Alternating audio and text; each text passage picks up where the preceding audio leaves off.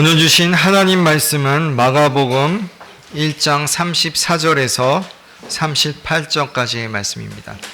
마가복음 1장 34절에서 38절까지의 말씀, 우리 한 목소리로 함께 읽도록 하겠습니다.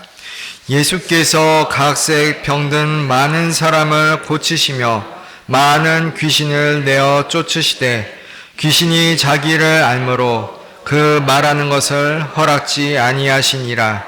새벽 오이러 미명에 예수께서 일어나 나가 한적한 곳으로 가사 거기서 기도하시더니 시몬과 및 그와 함께 있는 자들이 예수의 뒤를 따라가 만나서 가로되 모든 사람이 주를 찾나이다.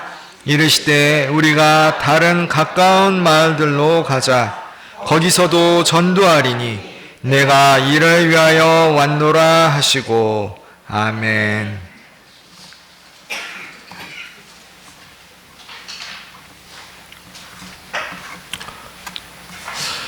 (1862년 11월) 미국 아이오와주에서 윌리엄 애슐리 썬데이라는 한 사내 아이가 태어났습니다. 불행하게도 그가 태어난 지 5주 만에 아버지는 질병으로 돌아가셨습니다. 어머니는 얼마 지나지 않아 재혼했지만 양아버지는 그를 제대로 돌보지 않았습니다. 가정 형편이 점점 어려워지자 어머니는 윌리엄이 10살이 되었을 때 그를 그의 형과 함께 고아원에 보냈습니다. 그는 그렇게 어렵고 힘든 성장 과정 가운데 자신이 운동에 재능이 있다라는 것을 깨닫고 열심히 노력하여 야구 선수가 되었습니다. 그리고 마침내 1883년 미국 메이저리그의 프로야구팀인 시카고 화이트 스타킹스에 들어가 멋진 활약을 펼쳤습니다. 그는 훌륭한 야구 선수였지만 술에 빠져 방탕한 생활을 했습니다.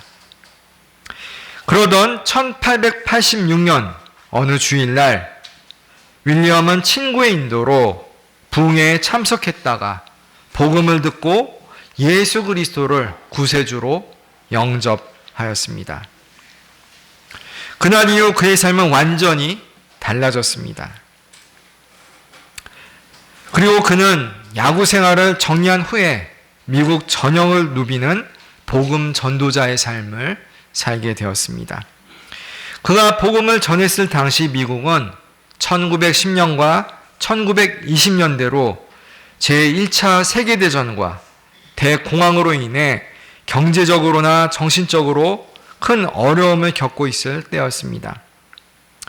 그는 윌리엄이라는 본명 대신 어렸을 때 애칭인 빌리라는 이름으로 사역을 했습니다. 빌리 썬데이는 전체 미국인들을 향해 하나님의 복음을 담대히 전했고 그의 설교와 메시지는 미국인들을 좌절에서 벗어나 복음 안에서 다시금 소망을 갖도록 했습니다. 그는 미국 전역에서 금주운동을 벌였으며 수많은 집회를 통해 많은 사람들을 예수님께로 인도하였습니다. 1893년부터 1935년까지 약 40여 년간 공식적인 집회를 무려 548회나 열었습니다. 그리고 그를 통해 예수님을 영접한 미국 전역의 사람들의 그 숫자를 합쳐보면 약 90여만 명이 됩니다. 빌리 썬데이는 20세기 초 미국에서 가장 유명한 부흥사였습니다. 그가 왕성히 활동하던 당시 빌리 썬데이에게 큰 영향을 받아 훗날 복음 전도자가 된 사람이 있었습니다. 그 사람이 누군지 아십니까? 그는 우리나라에 2번 방문했는데 1973년도에 방한하여 여의도 광장에서 대규모 전도대회를 인도한 빌리 그레함 목사님이십니다. 그 전도 집회는 우리나라에서 5일 동안 진행이 되었는데 그 5일의 연인원을 다 합쳐 보니까 320만 명이 참석한 한국 기독교 역사상 전무후무한 대기록의 집회였습니다. 빌리 썬데이가 없었다면 빌리 그레함도 없었을 겁니다. 그들은 비록 직접 대면하여 만나지는 않았지만 훗날 빌리 그레함 목사님은 자신이 젊었을 때 빌리 썬데이의 집회에 참석한 것으로 인해 자신이 전 세계 지역을 누비는 복음 전도자가 될 수 있었다라고 밝혔습니다. 빌리 썬데이는 이 빌리 그레함 목사님의 롤 모델이었던 겁니다. 빌리 썬데이가 이렇게까지 수많은 미국인들을 예수님께로 인도한 복음 전도자가 될 수 있었던 배경에는 어느 한 목사님의 권유가 있었습니다. 빌리 썬데이가 회심한 후 어느 한 목사님이 그가 야구 선수라는 것을 알고서 매우 단순하게 영적인 습관을 들일 것을 권면했습니다. 그 목사님이 윌리엄에게 권한 영적인 습관은 이것입니다. 매일 15분씩 말씀을 들으라. 매일 15분씩 하나님과 이야기하라. 매일 15분씩 하나님에 대하여 이야기하라. 매일 15분씩 사랑의 행동을 보이라. 그러면 너는 훌륭한 하나님의 종이 될 것이다. 야구 선수 생활을 해서 엄격한 훈련에 익숙했던 윌리엄은 일평생 그 목사님의 권면의 말씀을 실천했다고 합니다. 그 중에서도 그를 가장 깊이 변화시킨 것은 15분의 기도였습니다. 그 짧은 시간은 그의 영혼을 깨우는 시간이었고 그의 사역을 움직이는 숨결이었습니다. 그는 훗날 이렇게 고백합니다. 내가 무릎을 꿇지 않았다면 나는 아무것도 아니었을 것이다. 그의 기도는 길지 않았습니다. 그러나 진심이었고 간절했고 하나님을 전적으로 의지하는 기도였습니다. 그의 설교가 폭발적이었던 이유는 그의 목소리가 컸기 때문이 아니라 그의 기도가 깊었기 때문이었습니다. 빌리 썬데이의 생애는 우리에게 이렇게 교훈을 합니다. 하나님은 기도하는 한 사람을 통해 도시를 흔들고 한 시대를 바꾸실 수가 있다. 우리 옆에 있는 분들과 이렇게 서로 인사를 나누면 좋을 것 같습니다. 하루 15분의 기도가 인생을 바꿉니다. 또 이렇게 인사하겠습니다. 오늘 그 15분을 다시 회복합시다.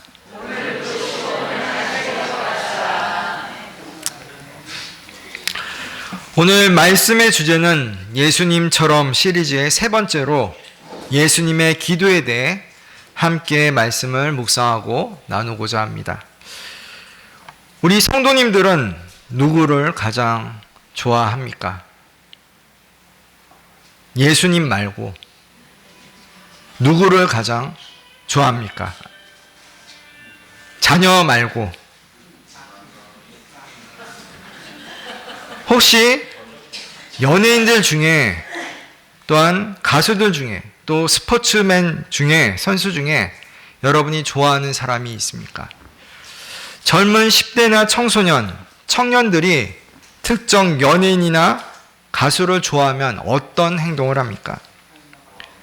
사실 요즘은 나이가 별 의미가 없는 것 같습니다. 예전 같으면 철없는 젊은 10대 정도만 한때 연예인이나 가수에 푹 빠져 산다라고 생각했었는데 요즘은 나이와 상관없이 연예인이나 가수에 빠져 살아가는 사람들이 주변에 많이 있습니다. 저는 올림픽 공원을 하루는 지나가다가 보라색 물결에 놀란 적이 있었습니다. 콘서트가 있었는데 그 보라색 물결이 다름 아닌 할머니 부대였습니다. 누구였을 것 같습니까? 임땡땡 가수 콘서트였는데 그분들의 얼굴을 표정을 봤는데 거의 천국에 와 있는 듯 황홀한 표정으로 있는 그런 모습을 보면서 아, 저럴 수 있구나 이런 생각을 했습니다. 그런 가수를 좋아하게 되면 한마디로 광팬이 되면 콘서트를 다 쫓아가는 것은 기본이고 그 가수와 관련된 굿즈 상품들, 응원봉을 비롯해서 티셔츠, 모자 등등의 제품을 있는 대로 다 구입합니다. 또 그 가수가 다녀갔다는 식당이 있다면 거기에 방문해서 그 연예인이나 가수가 먹었던 음식을 먹으려고 하고 그들이 입는 옷, 신발, 착용하는 액세서리까지도 다 구입하려고 합니다. 팬들 중에서도 많은 팬들, 특히 글로벌하게 전 세계 팬들을 거느리고 있는 연예인들의 영향력은 실로 대단합니다. 그런 가수로 인해 회사 주식이 급등하거나 급락하기도 하고 그런 연예인이 정치적인 발언을 조금이라도 하면 선거와 투표에도 큰 영향을 끼칠 정도입니다. 심지어 극성 팬들 중에서 말 그대로 정말 미친 팬들은 단순히 그 가수나 연예인, 스포츠 선수를 좋아하는 것에서 그치지 않고 그 사람처럼 되고자 외모나 스타일까지도 바꿉니다. 아마 성도님들도 그런 뉴스를 아마 접했을지 모릅니다. 몇 년 전 일인데 우리나라에 가장 인기 있는 그룹, 말 안 해도 아실 겁니다.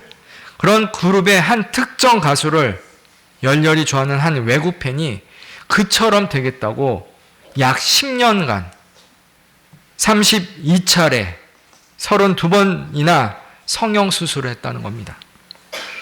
그 성형수술 비용만 약 3억 원 이상이 소요되었습니다. 그나마 다행인 것은 그 팬이 그런 자신의 행동이 건강하지 못한 집착이었음을 깨닫고 그런 성형수술을 더 이상 안 하기로 마음먹고 최근에 기독교로 개종했다라는 뉴스가 있었습니다. 사람은 자신이 좋아하는 사람, 자신이 존경하는 사람을 닮고자 합니다. 현대에 와서는 그것이 외모, 즉 겉모습이나 외형적인 닮음과 같은 그들이 갖고 있는 내면의 아름다움이나 고귀한 정신이 아닌 그저 껍데기를 닮으려는 방금 말씀드린 것처럼 잘못된 모습도 있지만 사실 누군가를 진심으로 존경하여 닮고자 한다면 그 사람의 정신과 마음을 닮으려는 것이 더 크다고 할 수 있습니다.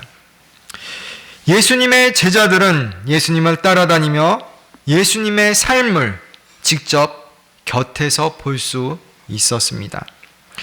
제자들은 존경하는 스승인 예수님을 닮고 싶어 했습니다. 제자들이 가장 닮고 싶어 했던 부분은 무엇입니까? 그들은 예수님께 설교 잘하는 법을 가르쳐 달라고 하지 않았습니다. 귀신을 쫓아내고 병 고치는 방법을 가르쳐 달라고 하지 않았습니다. 그들은 예수님께 나와 기도를 가르쳐 달라고 하였습니다. 그 이유는 사역의 기술보다 능력의 근원이 더 중요하다라는 것을 깨달았기 때문입니다. 예수님의 능력의 핵심은 바로 기도였습니다. 그것을 알자 그들은 예수님께 기도를 가르쳐 달라고 간청한 것입니다. 그러자 예수님은 그들에게 기도를 가르쳐 주십니다. 그것이 우리가 알고 있는 주기도문 말씀입니다. 예수님의 능력은 어디에서 나왔습니까? 바로 기도에서부터 나온 것입니다. 다 함께 마가복음 9장 28절 29절 말씀 화면 보면서 함께 읽겠습니다. 집에 들어가심에 제자들이 조용히 묻자오되 우리는 어찌하여 능히 귀신을 쫓아내지 못하였나이까? 이르시되 기도 외에 다른 것으로는 이런 종류가 나갈 수 없느니라 하시니라. 아멘. 기도 외에는 예수님은 기도하셨고 기도로 귀신을 쫓아내신 겁니다. 다시 말해 기도를 통해 하나님의 권능을 나타내셨습니다. 우리 성도님들도 예수님처럼 기도해야 합니다. 우리가 기도할 때 하나님께서는 우리 기도를 들으시고 권능을 나타내실 줄 믿습니다. 귀신이 떠나가고 병든 자가 낫는 것은 그냥 일어나는 기적이 아닙니다. 기도를 통해 일어나는 하나님의 역사인 것입니다. 우리 믿는 성도에게 있어서 가장 중요한 무기는 두 가지입니다. 하나는 말씀이고 또 다른 하나는 기도입니다. 그리고 이 둘을 언제나 함께 사용해야 합니다. 마치 칼과 방패처럼 말씀과 기도는 짝을 이루어서 사용되어야 하고 그럴 때에 하나님의 놀라운 역사가 일어납니다. 우리 주 예수님은 40일간 광야에서 마귀에게 시험당하셨을 때 말씀으로 물리치셨습니다. 즉 말씀이 방패가 된 것입니다. 그리고 방금 우리가 함께 읽은 마가복음 9장에서는 기도를 통해 귀신을 쫓아내셨습니다. 다시 말해 기도가 검이 된 것입니다. 에베소서 6장 17절 말씀에는 성령의 검이 곧 하나님의 말씀이다 라고 기록되어 있습니다. 말씀과 기도는 둘 다 영적인 공격 무기인 동시에 또한 영적인 방어 무기가 됩니다. 중요한 것은 말씀과 기도는 함께 사용해야 한다라는 겁니다. 말씀 없는 기도의 문제점이 무엇입니까? 감정 중심의 기도가 되어 자신의 감정, 욕구, 상황에만 초점을 맞추기가 쉽습니다. 하나님의 뜻과 상관없는 기도를 하게 됩니다. 말씀이 없으면 응답을 분별하기도 어렵습니다. 이것이 하나님께서 주신 응답인가 아니면 내 생각인가 헷갈리는 것입니다. 또한 반면 기도 없는 말씀의 문제점은 무엇입니까? 머리로만 하는 신앙이 됩니다. 그 말씀은 삶으로 연결되지 않습니다. 말씀을 지키는 힘은 기도에서 나오는데 기도가 없으니 말씀을 실천할 능력이 약해집니다. 바꿔 말해 순종의 힘이 생겨나지 않습니다. 또한 기도 없는 말씀은 영적인 생동감이 사라집니다. 기도가 없으면 신앙이 메마르고 형식적이 되어갑니다. 이것을 간단히 정리해보면 말씀 없는 기도는 방향을 잃고 기도 없는 말씀은 능력을 잃습니다.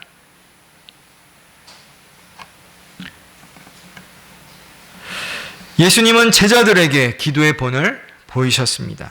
기도의 중요성을 몸소 나타내셨고 그들이 기도를 가르쳐 달라고 하자 주기도문으로 기도하는 법을 알려주셨습니다. 오늘 주신 말씀을 통해 우리도 예수님처럼 기도할 수 있기를 소망합니다. 첫째, 기도의 시간과 장소를 확보해야 합니다. 다 함께 34절, 35절 말씀 함께 있습니다. 예수께서 각색 병든 많은 사람을 고치시며 많은 귀신을 내어 쫓으시되 귀신이 자기를 알므로 그 말하는 것을 허락지 아니하시니라. 새벽 오히려 미명에 예수께서 일어나 한적한 곳으로 가사 거기서 기도하시더니 아멘. 예수님은 공생애 동안 눈코 뜰 새 없이 바쁘게 지내셨습니다. 많은 병자들을 고치시고 귀신을 쫓아내셨습니다. 예수님은 풍랑이 이는 갈릴리 바다 위 그 배 안에 계셨을 때 그런 심한 폭풍 속에서도 깨지 않고 잘 주무셨습니다. 그만큼 피곤한 삶을 사셨기 때문입니다. 예수님 주변에는 늘 사람들이 몰려왔기에 쉴 틈이 없었습니다. 35절 말씀을 보면 예수님은 새벽 미명에 일어나 나가 한적한 곳으로 가서 기도하셨다라고 말씀합니다. 결코 한가한 상황에서 기도한 것이 아닙니다.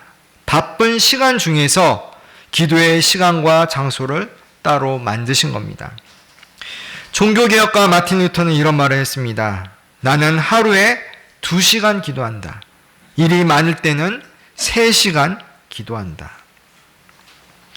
이 말의 의미가 무엇입니까? 바쁘면 바쁠수록 기도 시간을 줄이는 것이 아니라 더 깊이 하나님께 매달려야 한다라는 겁니다. 예수님은 한가해서 여유가 많아서 시간이 많아서 기도한 것이 아닙니다. 그 바쁜 시간 중에서 기도 시간을 따로 일부러 내신 것입니다. 왜 그래야 했습니까? 기도가 가장 중요한 것이기 때문입니다. 사랑하는 성도 여러분, 여러분은 매일 기도하고 있습니까? 얼마나 기도하고 있습니까? 언제 기도하고 있습니까? 어디서 기도하고 있습니까? 예수님처럼 기도한다라는 것은 그 모든 바쁜 일보다 기도가 우선시 되어야 한다라는 뜻입니다. 성도님들은 다 알고 있습니다. 기도 생활이 중요하다는 것을 모르는 성도는 아무도 없습니다. 지식적으로 머리로 하는 것에 그치지 마시고 실제로 기도를 하시길 바랍니다. 기도를 잘하기 위해서는 계속 기도하는 수밖에 없습니다. 바쁜 하루 중에 기도 시간을 반드시 만드셔야 합니다. 짧아도 좋습니다. 10분도 괜찮고 5분도 괜찮습니다. 그렇지만 그 시간은 규칙적이고 일정할 필요가 있습니다. 그래야 기도의 습관이 생기기 때문입니다. 아침에 기도하기로 결정하셨다면 계속 아침에 기도를 하셔야 합니다. 반대로 저녁에 기도하기로 결정하셨다면 그 시간을 지켜서 꾸준히 계속 기도해야 합니다. 어디에서 기도를 해야 합니까? 기도할 수 있는 고정된 장소를 만드는 것이 도움이 됩니다. 우리 이 명업교회, 교회당에 오셔서 주중 아무 때나 와서 기도하셔도 됩니다. 그게 쉽지 않다면 여러분의 직장이나 가정 어딘가에 기도의 공간을 따로 만드시길 바랍니다. 그곳이 화장실이 되어도 상관이 없습니다. 어디가 되었든지 기도하기 좋은 공간을 확보하시면 되는 겁니다. 예수님은 한적한 곳으로 가셔서 기도하셨습니다. 감리교의 창시자 요한 웨슬리의 어머니인 수산나 웨슬리 역시 기도의 사람이었습니다. 그는 자녀를 총 19명이나 출산했습니다. 물론 그 중에 많은 자녀들이 또 죽었지만 한번 생각해 보시기 바랍니다. 그 수많은 자녀들을 키우고 양육하는 일이 쉬웠겠습니까? 가난했고 집안일이 많았고 아이들이 많아 집안이 늘 소란스러웠습니다. 그럼에도 불구하고 수산나 웨슬리는 기도의 사람이 되었습니다. 그런 기도하기 열악한 환경 속에서도 하루에 최소 1시간 이상 기도하는 삶을 포기하지 않았습니다. 하지만 조용한 공간이 그녀에게는 전혀 허락되지 않았기에 그녀는 자신의 치마를 위로 뒤집어 쓰는 방식으로 기도 시간을 확보했습니다. 그렇게 치마를 뒤집어 쓰고 기도하면 자녀들이 엄마가 기도하는구나 하고 옆에 오지 않았습니다. 그렇게 해서 자신만의 기도의 공간을 만든 것입니다. 우리가 예수님처럼 기도하기 위해서는 특정한 시간과 특정한 장소를 구별해 놓는 것이 필요합니다. 물론 성도님들은 언제 어디서나 기도할 수 있습니다. 집에서도 기도할 수 있고 직장에서도 기도할 수 있습니다.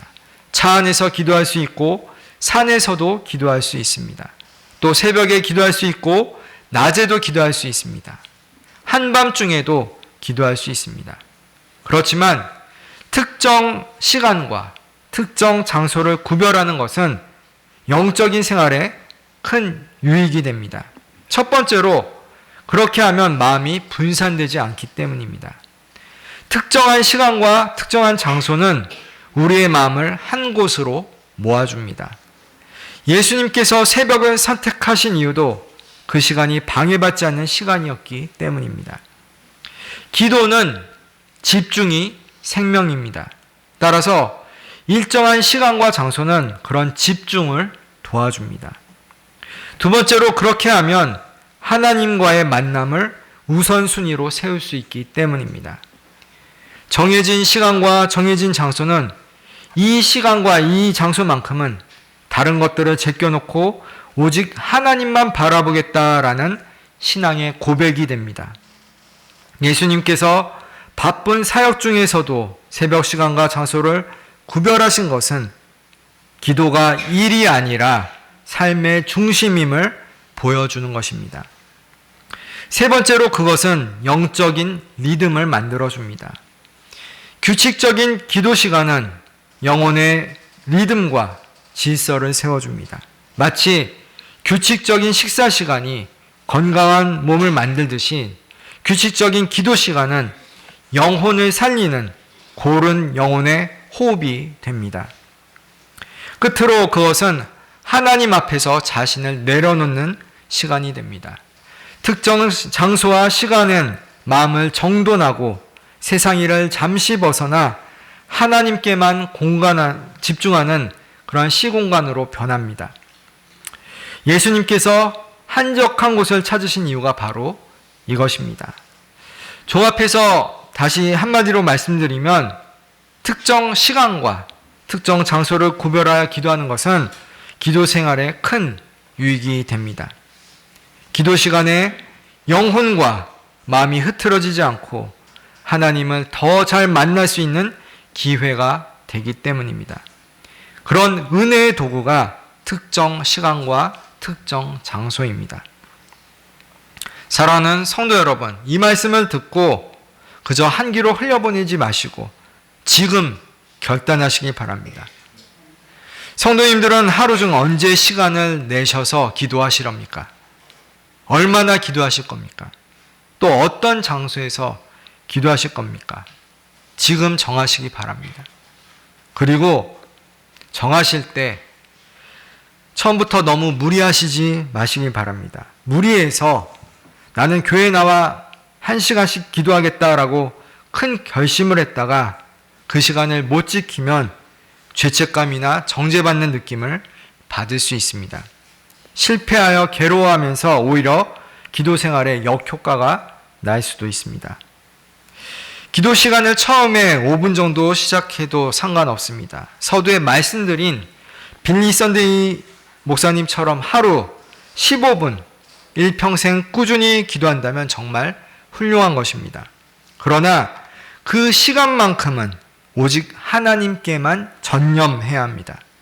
다른 방해 요소들로 인해서 또한 어려움을 당하면 안 됩니다. 진심으로 정성 다해 15분 기도하는 것이 1시간 동안 마음이 분산된 채로 기도 시간을 보내는 것보다 훨씬 유익하기 때문입니다. 바쁜 일상 가운데 기도 시간을 만드는 것이 부담스럽다면 처음에는 짧게 5분부터 시작하시기 바랍니다. 그러다가 기도 시간을 점점 늘려가시면 됩니다. 여러분이 기도를 잘하는 비결은 다른 것이 없습니다. 계속 기도하는 겁니다. 기도하다 보면 주님께서 그 기도 시간에 역사하십니다. 아멘이십니까? 우리 성도님들이 예수님처럼 바쁜 하루 중에 특정 시간과 장소를 따로 구별하여서 오직 그 시간에 기도에만 전념할 수 있기를 주님의 이름으로 축원합니다. 둘째, 하나님과 친해지는 기도를 해야 합니다. 요한복음 17장 말씀을 보면 예수님의 대제사장적 기도가 나옵니다. 예수님은 하나님께 무엇인가 요구하려고 기도를 하신 것이 아닙니다. 그럼에도 대제사장적 기도는 제자들을 위한 중보 기도입니다. 그 기도의 내용 가운데 예수님과 하늘 아버지는 하나이시다라는 말씀이 나옵니다. 그렇기 때문에 서로가 너무나 잘 알고 있는 관계이기 때문에 구하는 기도가 필요 없었습니다. 예수님이 하신 기도는 친밀감을 위한 기도라고 할 수 있습니다. 인도 캘커타 지역에서 죽어가는 사람들을 섬기는 사역을 했던 마더 테레사를 다들 아실 겁니다. 마더 테레사에게는 유명한 일화가 있는데 이런 이야기가 있습니다. 어느 날 기자가 방문해서 마더 테레사에게 이런 질문을 던졌습니다. 당신은 기도할 때 하나님께 무엇을 말씀하십니까? 이 말에 마더 테레사는 조용히 대답했습니다. 나는 하나님을 듣습니다. 기자가 다시 물었습니다. 그렇다면 하나님은 당신에게 뭐라고 말씀하십니까? 이 말에 마더 테레사는 미소 지으며 이렇게 대답했습니다. 하나님도 나를 들으십니다. 그리고 마지막으로 이렇게 덧붙였습니다. 우리가 서로 듣고 있을 때 그분과 나는 아주 잘 통합니다. 마더 테레사는 기도를 하나님께 무엇인가를 요구하는 행위가 아니라 하나님과 함께 있는 것으로 이해했습니다. 마더 테레사는 기도를 말하는 시간보다 하나님을 듣는 시간으로 이해했고 그 깊은 침묵 속에서 하나님과 가장 친밀하게 만났습니다.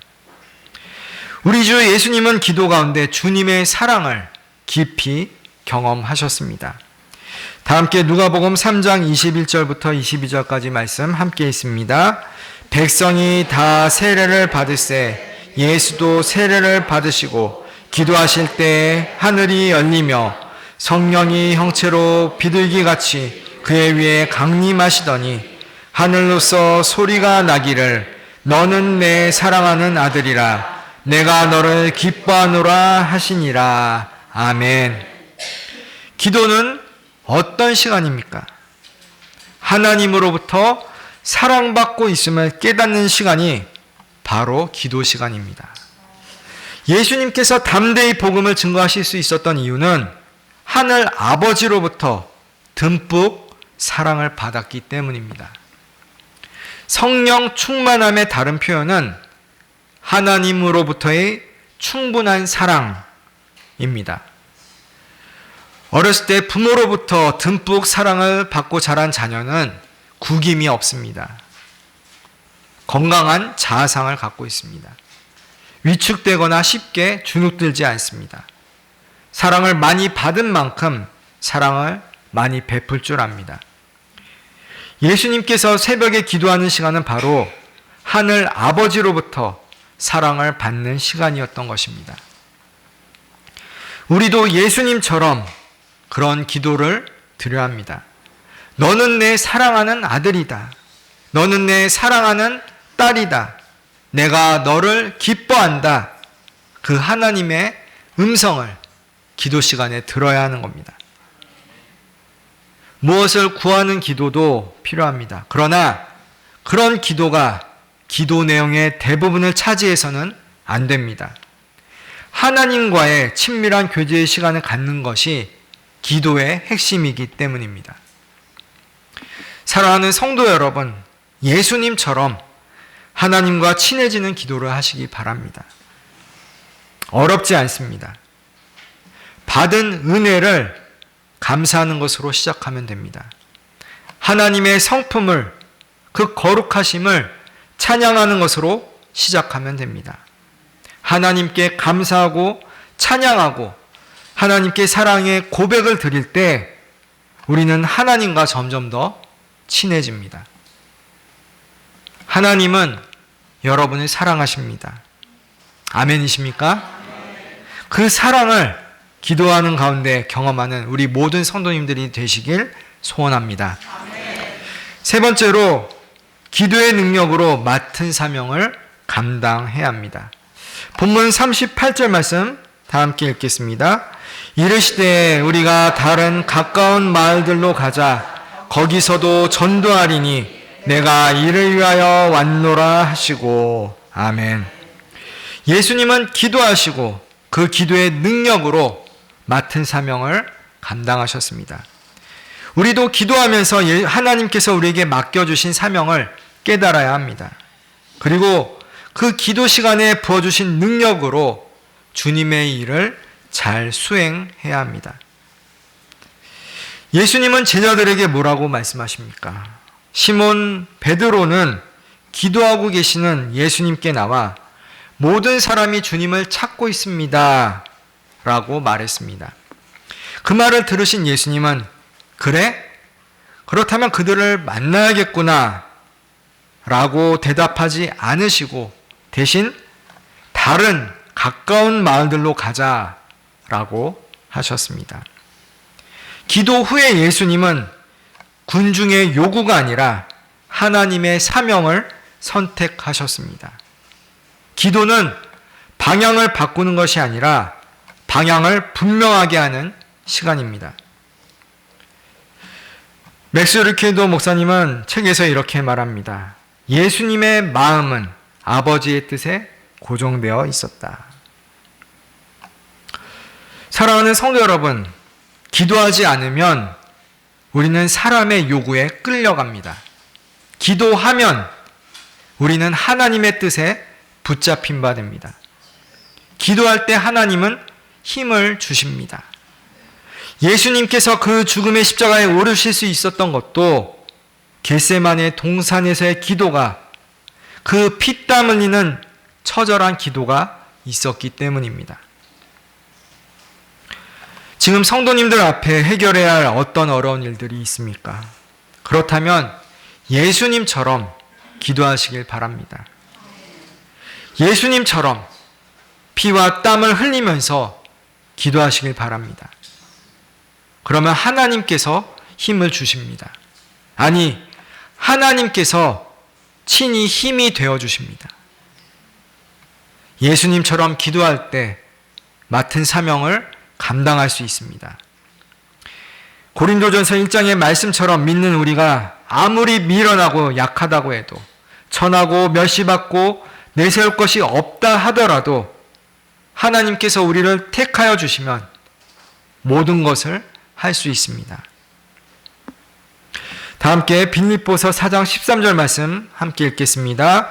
내게 능력 주시는 자 안에서 내가 모든 것을 할 수 있느니라. 아멘. 다시 한번 읽겠습니다. 시작. 내게 능력 주시는 자 안에서 내가 모든 것을 할 수 있느니라. 아멘. 기도는 무엇입니까? 내게 능력 주시는 자 안에 거하는 것입니다. 머무는 것입니다. 그럴 때 우리는 주님의 일을 감당할 줄 믿습니다.